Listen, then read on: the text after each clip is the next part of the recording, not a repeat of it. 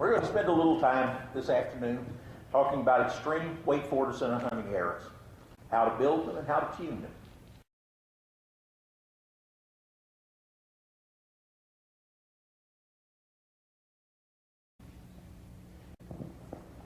Now let's look at building and tuning. And it's a process just like developing a hand load for a rifle, finding the best load you can. It is a precision task. The first thing you need to do when you start out is understand what happens during paradox. In paradox, the arrow bends around the riser and bends around the arrow shaft. If that shaft has too weak a dynamic spine, it's going to bend too far around the arrow rest, and it's going to bend too far around the riser. If you're right-handed, that means it's going to shoot to the right, and it's going to shoot low. It's going to bend too much and not bend back enough.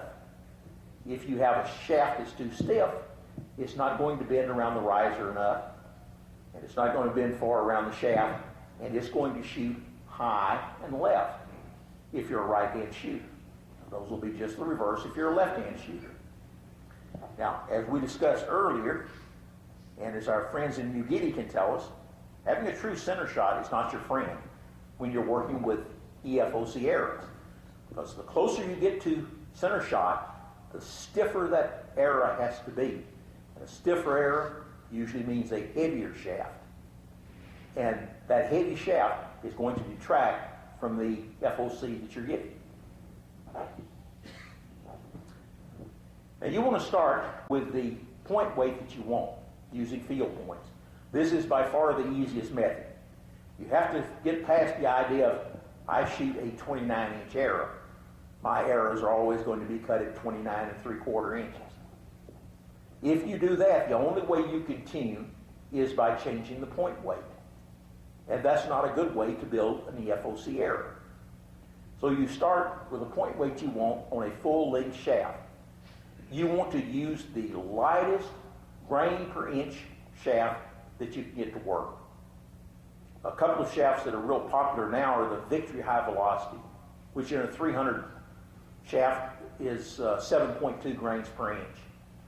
And the Carbon Express Ultralights are pretty popular. And in a 300 shaft, they're 8.5 grains per inch. Now, as you're building your FOC arrow, you want to do all you can to reduce the weight at the shaft's rear. It's a very important concept because people think of load the point, load the point, load the point. And as you get into the high FOC, the real secret is reduce the weight at the back, reduce the weight at the back. So you want to do everything you can to drop that rear weight. That means you're not going to use any arrow wraps. You're not going to have any cresting on there.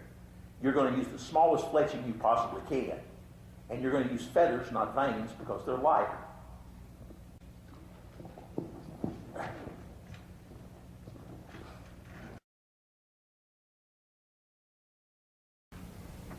We got one more little demonstration. Now, in the first presentation, we did it at a different point, but we're going to go ahead and do it here.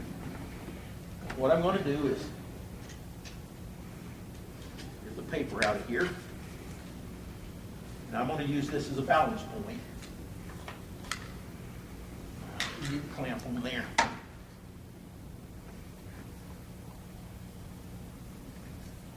There's the smoothest area. That looks like the smoothest. Makes it a little easier to balance. Since there are two pieces there, we're going to get our super duper hugest ultra EFOC arrow. And we're going to balance it up here. Assuming the wind currents will. You never notice those wind currents until you try to balance them. Okay, we got it balanced.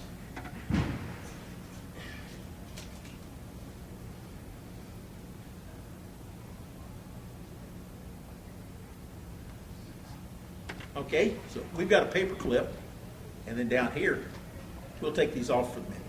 Just a paper clip. And we're going to hang it on the front. Doesn't affect it much. So we're going to put these on.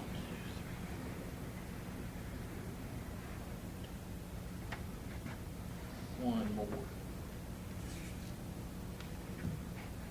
Now we've got 7 paper clips.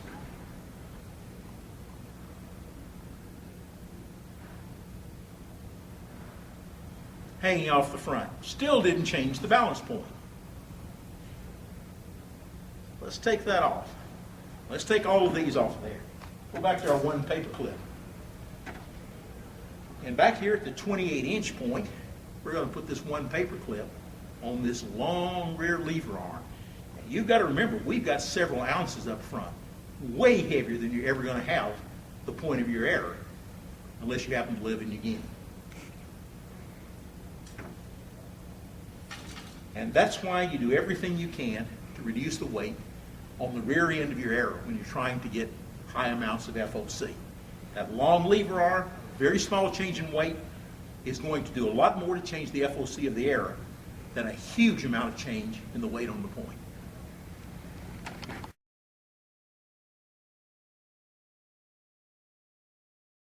Working with the EFOC arrows, first thing you're going to be doing is getting away from aluminum inserts and aluminum broadhead adapters if you're using broadhead adapters. And that's a good thing, because they are the weakest link in your arrow system, the thing most likely to be damaged on impact. And structural integrity is still factor number 1. I don't care how perfect your arrow is otherwise and how perfectly it flies, if it breaks on impact, it doesn't matter. You're not going to have good terminal performance. But just because you're going over to stronger components, brass or steel inserts, and if you're using screw-in adapters, don't think they're invulnerable. This is a bent steel broadhead adapter, and it's not an uncommon thing to have happen. There seems to be quite a bit of difference in the quality of steel between some of the different broadhead adapters. So that's something you might want to test and look at if you're using those. And you also want to be sure that you have that screwed all the way in snug.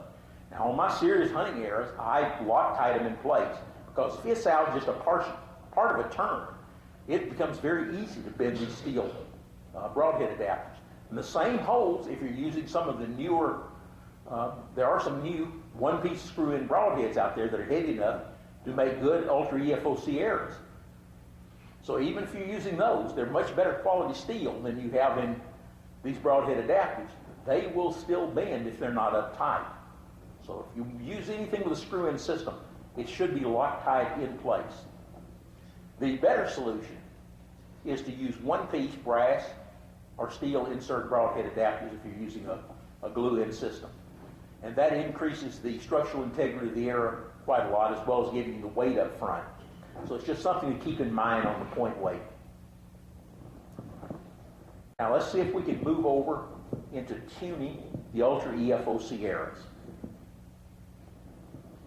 Now, if you'll go over to toughhead.com/education, there's a real good article on tuning the EFOC, Ultra EFOC shaft. And maybe really the only article I know of that's out there by Troy Breeding. And Troy's a good friend of mine. And it's an excellent article. His process is very similar to mine. We do have some minor differences in the way we go about tuning. But you could, either one will work. There's more than one way to skin a cat and get it to come out to work. And that's a good one that you can go back to anytime and look at a step by step going through the tuning like we're going to go through here. I'm not sure he goes as much detail into tuning the fletching as I do. I can't remember. It's been a while since I read his article. Now the first thing you want to get into your mind is that when you have a field point on a perfectly tuned EFOC, Ultra EFOC arrow, it is going to shoot just as accurately as a fletch shaft at all practical ranges. Even at 80, 90 yards, it will shoot as accurate. And this can be demonstrated out of a shooting machine very easy. Now, why is it doing that? When you get that very high FOC arrow, you have a very, very long rear steering arm back there, and you're shooting a field point that doesn't create a lot of wind shear. And if that shaft tries to move, the pressure of the air changes on the shaft, and it's acting just like fletching would, because you're not having to overcome any wind shear. And first off, some people come and say, wait a minute, what about a screwball? You know, it doesn't rotate any, and this wouldn't be rotating any. Wouldn't it act like a screwball? No. A screwball in baseball, the center of gravity is in the middle of that ball. Here, we have extreme weight forward of center, which, what do we say the pilots all know? It makes for stable flight. Makes it very difficult to change the flight pattern. If you've got that FOC way back, it becomes very maneuverable. Baseball is dead center. Can't get too much more maneuverable than that. If you go further back, it becomes completely unstable, unless you've got some kind of drag back there to keep it from going out of forward flight. We have had some people go out and shoot some matches with EFOC arrows, 3D and so forth, and shoot scores just as good as they did with fletch shafts. And they say it's quite fun because of the strange looks you get from everybody else. And I can imagine that's probably true. And when you're doing your tuning, you want to start up close and work your way back. I generally start at 5 yards. I noticed in Troy's article, he said he starts at 10 yards. Troy's better than I am. He's a better shot than I am by a long shot. But start at a very close distance and take a number of shots. Now, what you're doing on every shot is you're observing the aeroflight as well as the point of impact. Now, Troy mentions knock kick a few times in his. I don't pay any attention at all to knock kick, other than the up and down, which on my initial 5-yard test range, I will adjust my knocking point on the string to try to get the knock roughly level. I'm going to be refining that as I go through my process. So as I get the arrow closer to tune, I gradually tweak that up and down knock kick. Other than that, I don't pay any attention to it because I can see the knock kick in the air. So I don't have to look at the target unless you're shooting a brand new foam target or something of uniform density. You can get false readings with knock kick real easy if it is a hard place or a soft place in the target. So that's the reason I don't pay any attention to it. So I'm just looking at the quality of the flight that I observe and the point of impact. You want to go real slow. You start out with that full length shaft and you shoot several groups, however many it takes for you to be absolutely certain where the center of your group is. Now, if you shoot groups like this, it's not going to take you many groups. If you shoot groups like this, it's going to take a few more shots before you know where the center of that group is. Don't make a change in that shaft until you know where that shaft is hitting. So shoot several groups, and then once you know that, okay, this is where I'm at, I've got a weak spine, which is what you want to start out with, a weak dynamic spine on the shaft. Then you're going to shorten that shaft in very tiny increments. And I can't stress that too much unless you're really familiar with working with them. I wouldn't go any more than 1/8 of an inch at a time shortening. And as I get closer to tune, a lot of times it's cuts that are just the thickness of the cutoff wheel. So very, very minor cuts that we're making. One thing you want to be very cautious of starting out, particularly if you've never worked with these, beware of false readings. Use your brain. Look at what you're shooting. Look at the point weight. Look at the shaft. If you are shooting a setup that you know should be weak spine, and you're getting error impacts that show strong spine initially, particularly on these first full-length shafts, a lot of times there'll be enough shaft flex that it slaps the riser, and that gives you a false reading. It goes the wrong way. And it looks like this. Now you can see the target I like to use is just a vertical stripe. You can also put a piece of tape vertical. You can hang a plumb bob. I do use a plumb bob to make sure my line is straight. Troy starts out like this, and as he gets further out, he likes to change to a diamond target. He said that helps him concentrate better on where he's shooting. I do all of mine on the straight lines all the way out. I generally do my final shooting at about 40 meters or 44 yards for my tuning. So I always use this. As I get further out, I'll put a piece of electrical tape. It's easier to see when you get further out. And all I'm concerned about is left or right impact. This is a false reading.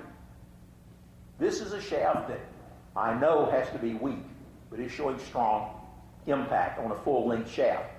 And the proof is, when you shorten the shaft just a little bit, and that was 1/8 of an inch shortening, it moves over to the right. Instead of getting stiffer, it got a weaker spine. shortened again, and it goes over to a weak spine. Now you've got it over where you want it to be. And you're going to shoot a bunch of groups and make sure, okay, our group center's in here, we're a little bit weak spine.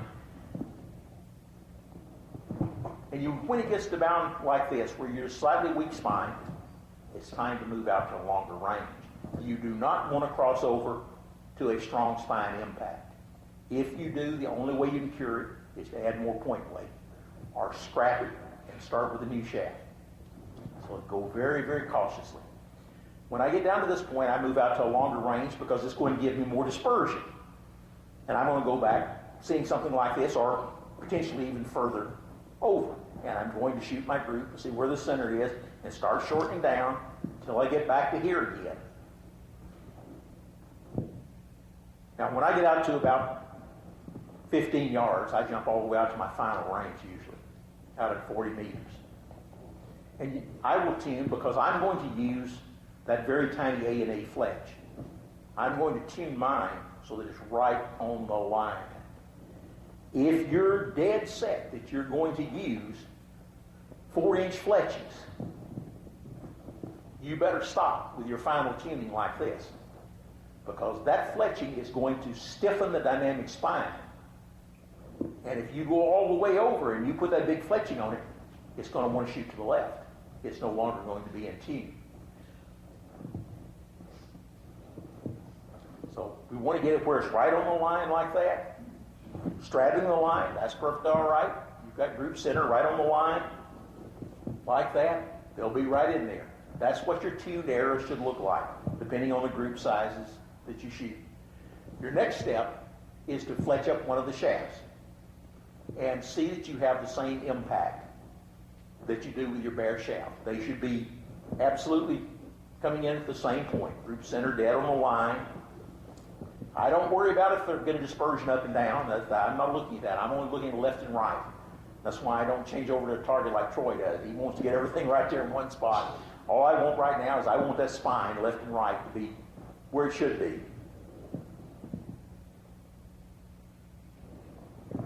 Now, once you think you're there, and you've checked that impact, fletch shaft against bare shaft, everything looks good. The next step is to check broadhead flight on a fletch shaft, and then we're going to tune the fletching. Now let's go back and talk about this A&A fletch. I think that is by far the fletch of choice if you're shooting EFOC, ultra EFOC arrows. They look really funny until you get used to them. And people will give you strange looks because it looks like tiny little fins on the back of a rocket. You can see it in comparison to the grizzly broadhead here. It's very, very short fletching. This is mine. I use 4 fletching. I do most of my hunting, always have, by stalking. And I don't look down at my arrow and put it on the string. And I don't have to worry about which way it's turned with the 4 fletch. You can use 3 fletch, you can use 4 fletch. It really doesn't matter. Whatever you're used to using. There is nobody that makes this fletching pattern. You can't go out and buy an A&A cut feather. And I'm not aware of anyone that makes a feathered cutter that cuts this pattern. Fortunately, it's dead simple. All you need is a good pair of scissors. And you can cut it from a full-length feather, or you can cut it from a long die-cast feather. The basic features is this back vertical cut. It's absolutely straight up and down. It is 1/2 inch high, regardless of the length of the fletching you end up with. This always stays at 1/2 inch high. The fletching is put on as a straight fletch. There is no offset. There is no helical. Now, we discussed earlier that this back straight edge is very quiet in flight because it creates less turbulence behind it than any other trailing pattern on the feather. The straight fletching also creates less noise in the air. So if you're putting offset and you're putting helical on there, it's just going to make your fletching noisy. And I think it is a big factor with the quiet flight of the arrows. And you'll notice in Troy's article, the place where he has his picture shown, it has helical fletch on it. And that's only because when he wrote that article and did his arrows up, The only clamp he had for his jig was a helical. So he put on a helical and took pictures of it. But it should be put on as a straight fletch. Now right in front is this little red stripe. That is called a turbulator. Its purpose is to disrupt the laminar airflow along the shaft, creating a turbulence which increases pressure on the fletching. We'll talk about how to use that as we tune the fletching.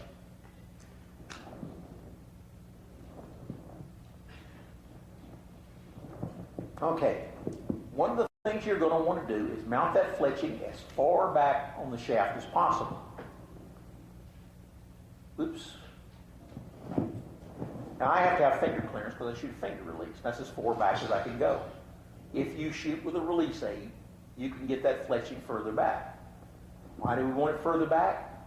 Longer rear steering arm. It means we can use less fletching. Less fletching means we can save a few grains of weight on the back end. It's just like that paper clip back there. That paper clip at 28 inches would move that heavy front weight and counterbalance it. So saving just 1 or 2 grains of weight on the back of an EFOC error, and particularly an ultra EFOC error, can make a very noticeable change in the FOC, because you're already up at a very short front lever arm. Just like with putting the 7 paper clips there on the front, didn't move that at all. You can put a lot of weight on the front and not change your FOC. So when you get to high FOC, the real secret is to cut the weight at the back of the arrow on that long lever arm as much as you possibly can. Now I find it useful during the tuning of the fletching to use fletching tape. That's because you'll be taking the fletching off, putting it back on. So I find it much easier to use, but once I have my setup, I prefer to glue the feathers in place over fletching tape.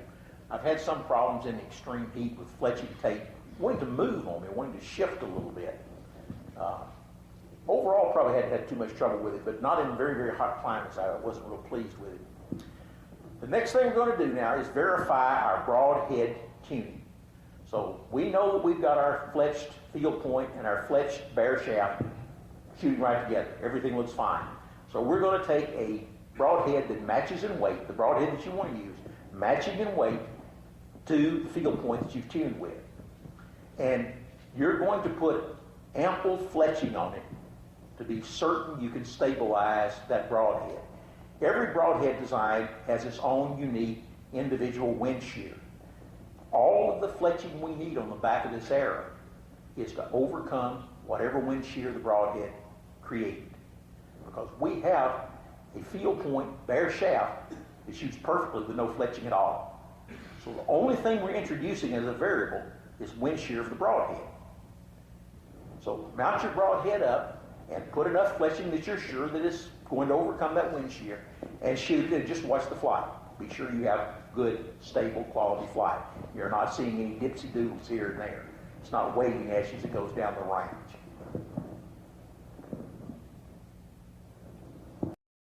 Now once you've checked it and the flight looks all right with what you know is plenty of fletching, you want to start switching over to the A&A fletching pattern. Now if you're not familiar with working with the EFOC arrows, it's probably best to start with what's definitely going to be too much fletching. So you may want to start with about a 5-inch if you shoot a 3 fletch in that A&A pattern. Remember, it's only going to be a 1/2 inch high at the back. It's going to look kind of funny. And it's going to taper straight down to that 5 inches. If you use a 4 fletch, you might want to start at 4 inches. If you know the broadhead that you're shooting is a broadhead that has very low wind shear, like the Grizzlies we were shooting there, or like the Tough Head, or any of those high mechanical advantage ratio single blade heads, you can knock a full inch off of your starting point there. If you're shooting a big, wide broadhead, or if you're shooting vented heads, sometimes vented heads do strange things, particularly in quartering winds. So you're probably going to have more fletching on those than you do on a solid blade. But if you know it's low wind shear, you can knock a 1/2 inch or a full inch off of the starting point. And if you shoot a release aid, you can knock another 1/2 inch off. During this initial tuning process, the A&A fletch, You do not add the turbulator. We're shooting with just the fletching. What we're going to do is we're going to shoot groups, and we're going to shoot and watch the flight. And if we're sure everything's fine, the flight looks really good, we're going to start decreasing the length of the fletching, 1/4 inch at a time. Shoot it again. Shoot it and shoot it and shoot it. Be sure that you've got stable flight with the broadhead. Still looks stable, cut another 1/4 inch off the length. Shoot again. You keep doing that until the first time you see instability in the broadhead flight. Now, what I usually see first, and I like to do this at long range so I've got room to really observe my broadhead in flight, will be a very slow, small barrel row. You'll see the arrow going down and it'll just do a little row. The other thing that I see pretty frequently is what looks to me like a tiny kick in the back of the arrow that's out 8 or 10 feet in front of the bow. That's not as common as that barrel row for the first instability. The first time you notice this unstable flight with your broadhead, it's time to add the turbulator. You put it exactly 1/4 inch in front of the fletching. You use 1 wrap. Now, what I'm using for my turbulator is 1/32 inch wide pinstripe tape. Get it from any hobby shop, Hobby Lobby, any place like that has it. And they use it to put pinstripes on the model cars and model airplanes. And a roll of it will last you a lifetime, probably, or close to it. But it doesn't take much. You just want that 1 thickness, 1 wrap around. Now, Troy cuts his 1/8 of an inch wide and cuts them from error wraps and puts them on. And that works reasonably well, but it's more than what you need. And to me, it's just a little extra weight, so I go down with something a little smaller. And that turbulator is just creating a little bump on the air shaft right in front of the fletching. And that's breaking up that laminar airflow along the shaft. You've got this long rear lever arm flying very parallel. So it creates a little bump, creates turbulence. Turbulent air increases the pressure on the fletching. And that should be enough to bring you back to stable broadhead flight. If it does not, you go back up in length 1/8 of an inch, move that turbulator up that 1/8 of an inch, keep it 1/4 inch in front, and check again. You should have stable flight. If you do not, you have no choice but to go back up to that next 1/8 inch longer, where you had stable flight or observed stable flight with just the fletching without the turbulator. But I would still use the turbulator at that point because you're right on the verge of it being unstable. And under adverse wind conditions, it may go into an unstable condition. So even though I have to go back up to where I saw stable flight with no turbulator, I'm going to put that turbulator on there. Now we're going to look for the final proof. We're going to check the Fletch Broadhead's flight in every wind condition you can think of. I'm going to shoot into the wind and with the wind. I'm going to shoot crosswind, quartering wind, with the quartering wind and against the quartering wind. I want to know, without a doubt, that I have stable flight of that broadhead under all wind conditions. And particularly, I mentioned the vented broadheads. You sometimes see them perform beautifully until you get into a quartering wind. And then they take a bit more fletching in order to stabilize them. So it's a very important final check. And then there's one last check. Once I'm convinced that, okay, wind is not going to affect it, I've got perfect flight regardless of wind direction, I'm going to check for straight line impact at close range. And you can take a new foam target, your broadhead's on there, and if you have that EFOC, particularly if you're from anywhere from the mid 25% on up, you should have straight line impact from 1 yard in front of that arrow all the way back. Now, most people will tell you you cannot get an arrow out of paradox at 1 yard. With the very high amounts of EFOC and ultra EFOC, you can. You can actually put up, if you want to, paper as though you were paper tuning. And you can get bullet hole groups at 1 yard in front of that arrow. That, if you shot very much, you know how much your penetration goes down with normal arrows when you get in very, very close on a target. because the air is still in paradox when it hits. And so you don't get near as much penetration as you do out at 20 yards. Something that almost everybody has noticed. Well, you're not going to have that anymore when you get into the EFOC, ultra EFOC eras. And you can walk back one-pace steps, and you should have that straight line impact at any range you want to check it. Now, if you have a really poor finger release, you might not get it straight at 1 yard. But I have an awfully poor finger release because I've got a congenital bone deformity in my hand and can't straighten one finger completely. So I drag that finger off, and I can get straight line impact at 1 yard when I'm up anywhere from about 27% FOC on up. It's come out of paradox even with the distortion of my poor release. Now, once you've achieved that correctly tuned EFOC, ultra EFOC hunting error, you're going to have a hunting error with greatly improved performance. It's going to be less affected by wind and water. It's going to have faster paradox recovery, more stable aeroflight, straighter impact at close range, and better penetration on impact. And that just about covers the things you need to know about EFOC. And we'll take questions now. I know you had a question we didn't finish. I was wondering, okay, I've got... Oh, it was diminishing return, was it? Yeah, right. And at what point does the momentum stay basically pretty close to the same, even with... That is going to vary. 20 feet a second less. Yeah, it's going to vary by individual bows. One of the things I've tested pretty extensively was looking at the force increase as you increase arrow weight. And as far as, and I've gone well above 1,000 grains. And I've done it with compounds, I've done it with recurves and longbows. As you keep increasing the arrow's weight, you keep getting more arrow energy, and you keep getting more arrow force. But there is a point where the rate of gain changes. And this varies by the bow. So it's something you have to look at individually. Quite interestingly, when we look at traditional longbows, the break point comes almost exactly when we get to an arrow weight of 10 grains per pound of bow draw weight.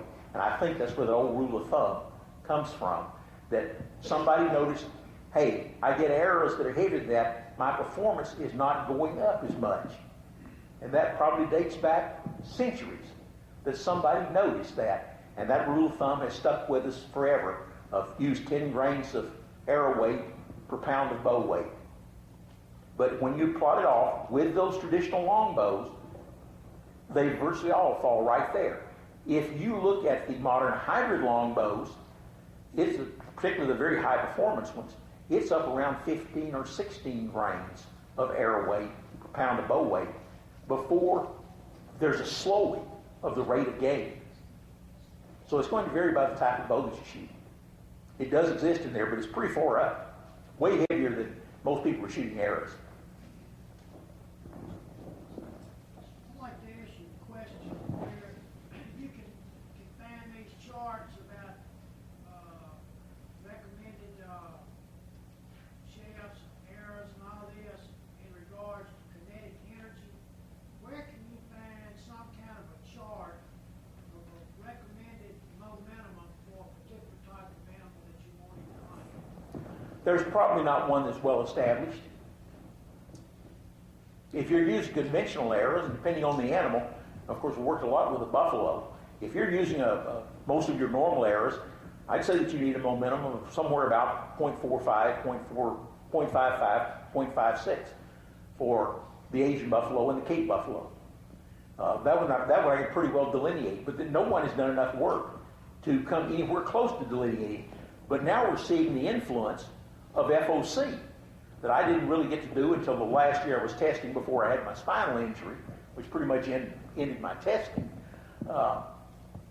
That those ultra EFOC errors at much lower momentum impact forces and much lower kinetic energy are outperforming much heavier arrows. So it's a huge factor in the penetration that now needs to be factored into the equation. And there's not really anybody out there to do it. So there's no place you can look for a chart. It doesn't exist. Does this all relate to compound bows when you do want center? I've worked a good bit with the compounds. We did a lot of testing with the compounds, and I've tuned a good number of EFOC arrows to them. About the highest FOC I've been able to get and stay at true center shot is around 27 or just over 27%. You have to work pretty hard at doing that to be able to get that high. Now, you say you want to stay at center shot. Any particular reason you want to stay at center shot? That's just what you've always done. I find it much easier with the compounds, particularly if you got a plunger rest, to move it slightly. And it's the first thing I do when I'm working with compound, is move it slightly off center shot so that I can tune with a lighter shaft and get higher FOC. It doesn't make any difference in the accuracy of the arrow. Now, originally, where the concept, if you look back in Easton's history, the original concept of getting true center shot was to be able to cut down on Archer's paradox, and they were using everything was normal and high FOC errors. So in order to get away from that, they tried to go to center shot and very stiff shafts so that you get minimum flex to cut down on error paradox, to put more energy into the arrow, directly behind the arrow, and to get better penetration at close range. Now we can do that with increased FOC on the arrows and come up with even closer range recovery from paradox than you can with an extremely stiff shaft in true center shot. So there's really no advantage to having a true center shot bow anymore. As a matter of fact, it's probably counterproductive if you try to get into the high amounts of FOC. Anybody else? I've got one. Okay. Earlier on, you used the AMO definition for, FOC. yeah. What is the difference between an arrow and an era from an AMO point of view? Where you were born.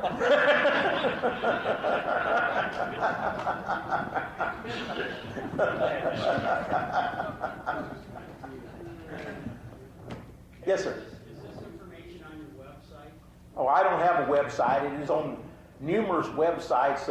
I've made all of the studies free for distribution to anybody who want to put them on their websites. They are on, I don't know how many stateside. It's been translated into a couple of dozen foreign languages.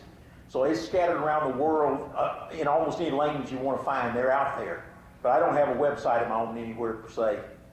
Toughhead probably has about the largest collection of them, I think. That and Alaska Bow Hunting Supply. And Tradbow has a real big selection of them on their site.